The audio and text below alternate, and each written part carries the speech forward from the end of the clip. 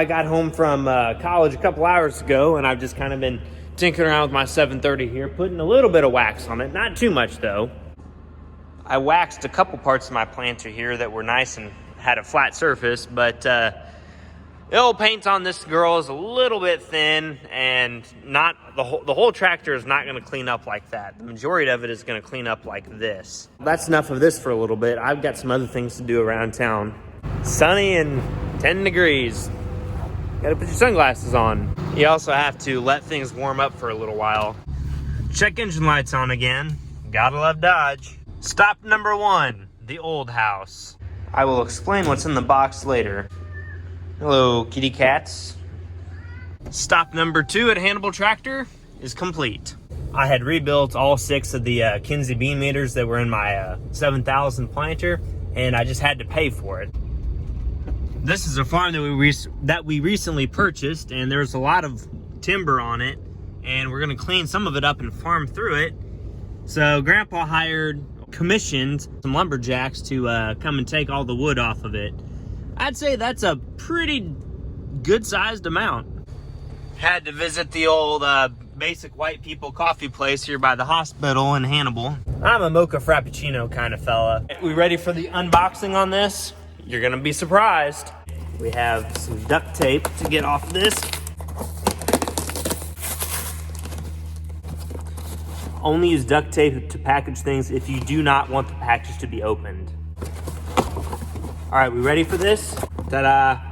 These are the new style closing wheels for a John Deere 1775 planter. I'll explain what I'm doing with these later. It seems like I keep finding ways to spend more and more money on a 40-year-old planter that makes it marginally better, maybe. I mean, it's pretty hard to beat a John Deere 7000 as it is, because the same basic row unit is still made today. Woof. Hello, kitty cat. Did you get pregnant? I think that you did.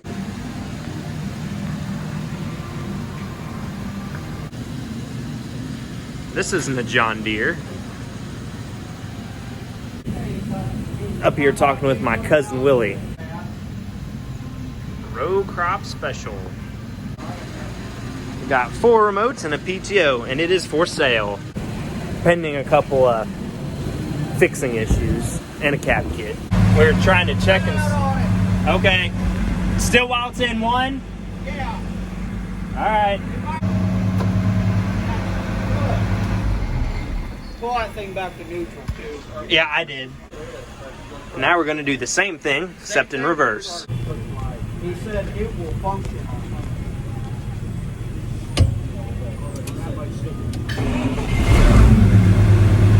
We're going to stick her in reverse. So it shows -1. Yeah. So let out on it a little bit. Oh, that was just good. Woo!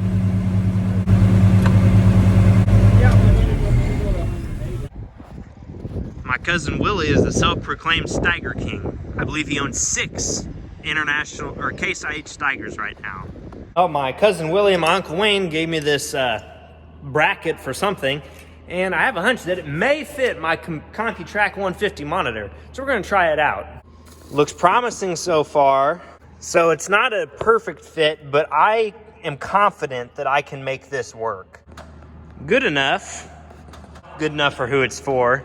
Another item on the to-do list is to get this socket that the hydraulic couplers go in taken off of this and put onto these so that I can get this buttoned up and finally finished. It's Sunday. I went to church last night, so I'm good for the next week, right? My travels have taken me to 3 different places in Hannibal looking for a 24 to 12 volt step down box, and none of the places had it. I did get a bottle of water at Tractor Supply, so that's something, right? Dope old house, new house. The big town of Withers Mill, Missouri. My neighbors up here has a John Deere, it's a 2-cylinder, I think it's a 60, with a 237 corn picker and a barge wagon. Honestly, if I had a John Deere 60 with a mounted corn picker and a couple wagons, that'd be pretty cool. However, the problem with picking ear corn is what do you do with it? You're gonna have to have a corn crib or a corn sheller or somewhere to go with that corn, because ear corn takes up a lot more space than shelled corn does. Whatever fitting this is, it's kind of loose, so I need to fix that. And this is on my 310 disc. It is a balmy 3 degrees right now. Kind of cold. I'm gonna shoot this cool Colt Python here real quick.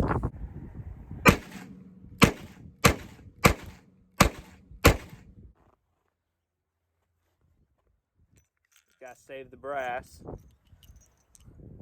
I'm just shooting just some low power reloads that I worked up. It's 38 special.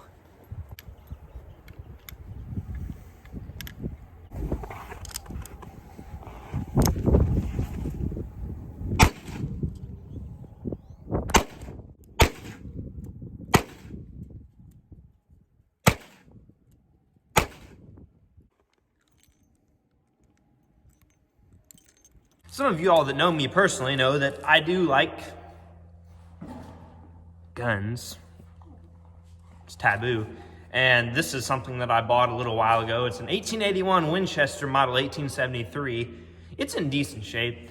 The barrel's been cut down by about 3 inches. Not sure why they did that, but it's still kind of dope. It makes a cool noise. Yeah.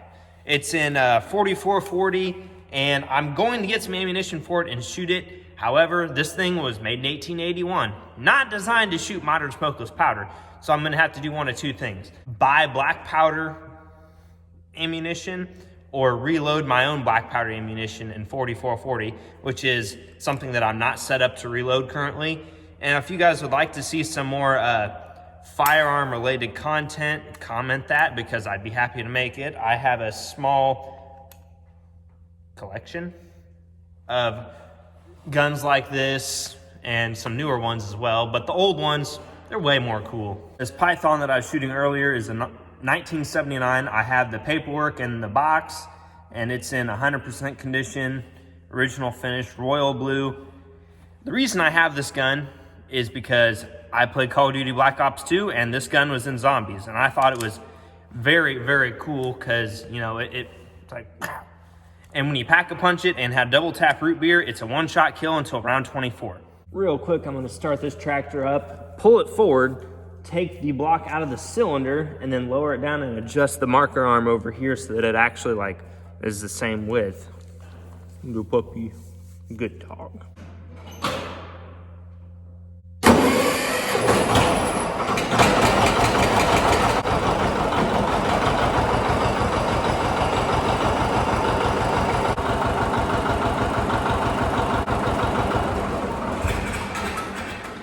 So we're actually not going to do that because I took it upwards and a bunch of oil came out of the hydraulic cylinder. So that's not good. Yeah, it's not supposed to do that. It came out right there. Sprayed oil all the way out here. Sneeze. So the reason that the hoses were leaking would be because I neglected to tighten them down. You know, it happens. So yeah, let's try this again.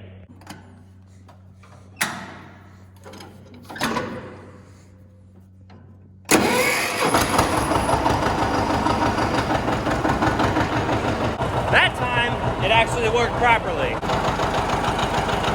She sounds good, looks good too. So now we're gonna lower the planter down, and that marker should go down. Okay, now we got it. This is when you get your manual out and you find marker adjustment. Then you find marker length. And I have a 6-row narrow planter, and this dimension right here needs to be 33 inches. So I'm gonna get my tape measure out and change that dimension right there. There's nothing real scientific about doing this. You just take your hammer, hit the marker until it says it's 33 inches away from the measuring point.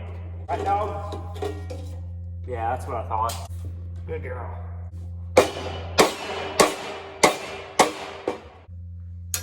And this is our final measurement.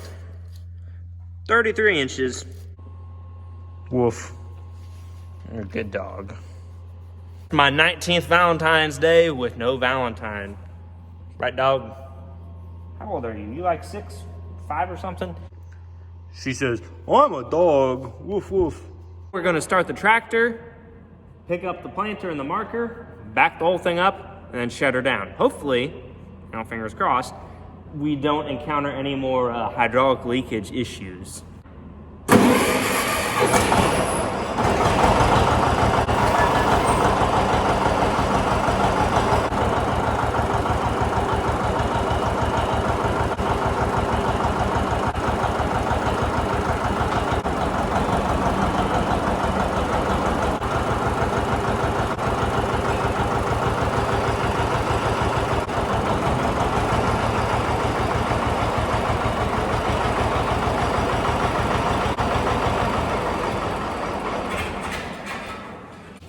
Nothing to it but to do it. Well, I think I have the wiring for this tractor figured out, okay? So hang with me. This tractor is a 24 volt positive ground electric start John Deere 730 diesel. It's the batteries recharge with a single wire alternator, not a generator. I'm fairly certain that lights like this can be powered by positive or negative ground 12 volt. So I used my dear mother's Amazon account and I bought 2 step down boxes that'll step the 24 volts down to 12 volts so that I can power the lights. I've got 2 here, 2 on the other fender, and then there's gonna be 1 on the back of the operator's seat. That takes care of the lights problem. However, that doesn't take care of the monitor situation. For the monitor, which is just it's a 6-row John Deere CompuTrack 150, great little monitor, but it requires 12 volt negative ground.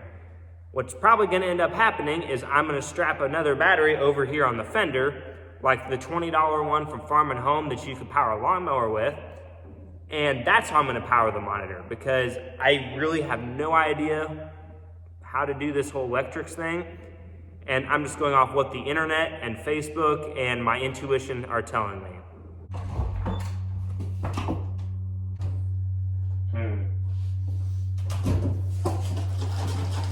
Lipton peach tea. Pretty good. Well, I think anyways. This is where I live, or at least where my mail goes to. Built this house in 2018? 17? I can't remember. But this was a year that we had this place in beans. And I planted some 30-inch beans back here with my Oliver planter and a 70 John Deere. And we have a beach kind of thing at the pond. Diamond harrow, 9330, scraper pan, fuel, oil shed, which is now gonna be disappearing because we're building another shed in this area. And it's gonna be similar to this one, except it's gonna have a hydro swing door and a garage door on it. And the floor is going to be concrete. Get up, it's time to go inside. Not for you, but for me. I just got the text that no young man wants to see. Your mother wants you to come inside and do dishes from Dad. If you made it this long, I thank you for watching. And if you're not already, you should subscribe, because I think I do some cool stuff anyways, not a lot. I will catch you guys on the next one.